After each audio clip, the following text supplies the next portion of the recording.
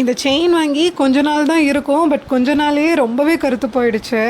இப்படி இருந்த செயினை நான் எப்படி இந்த மாதிரி மாற்றினேன்னு தான் இந்த வீடியோவில் ஷேர் பண்ணியிருக்கிறேன். பார்க்குறதுக்கு அப்படியே புதுசு மாதிரியே இருந்துச்சு. இதுக்கு ஃபர்ஸ்ட் ஒரு பாத்திரத்தில் தண்ணி ஊற்றி அதில் 1 டேபிள் ஸ்பூன் அளவுக்கு டீ தூள், அதுக்கப்புறமா 1 டேபிள் ஸ்பூன் அளவுக்கு பேக்கிங் சோடா சேர்த்துக்கிட்டேன். அதில் நம்ம செயினை போட்டு ஒரு நிமிஷம் போல் லைட்டாக கிண்டி விட்டுட்டு அதுக்கப்புறமா அந்த செயினை வெளியே எடுத்து ஒரு டூத் ப்ரஷ் யூஸ் பண்ணி இந்த மாதிரி நல்லா எல்லா பக்கமும் தேய்ச்சி எடுத்துக்கிட்டேன். லாஸ்ட்டாக தண்ணி ஊற்றி வாஷ் பண்ணிட்டு பார்த்தோம் அப்படின்னா அந்த அளவுக்கு ஒன்றும் அழுக்கு போன மாதிரி எனக்கு தெரியல. சரின்னு இன்னொரு மெத்தட் ட்ரை பண்ணி பார்த்தேன். அது என்னன்னா கோல்கேட் இருக்குல்ல, அதை வந்துட்டு செயினோட ஒரு சைடில் மட்டும் போட்டு நல்லா தேய்ச்சி கொஞ்சம் சேஞ்சஸ் இருந்துச்சு. பட் ஆனால் அந்த ரிசல்ட்டுமே எனக்கு அவ்வளோவா சாட்டிஸ்ஃபைடாக இல்லை.